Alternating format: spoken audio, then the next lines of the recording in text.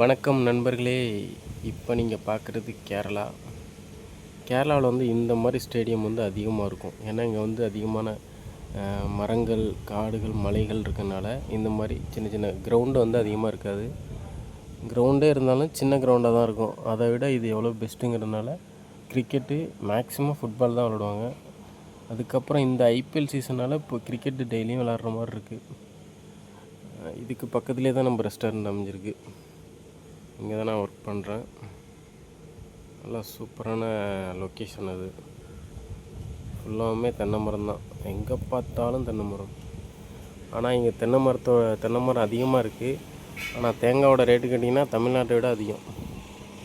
ஒரு தேங்காயோட ரேட்டு 20லேருந்து 25 ரூபாய்.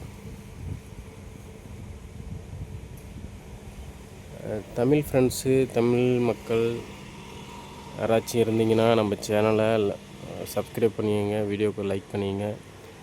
ரொம்ப நாளுக்கு அப்புறம் தமிழில் இந்த சேனலில் வீடியோ போட்டுக்கிட்டுருக்கேன். கண்டிப்பாக சப்போர்ட் பண்ணுங்கள்.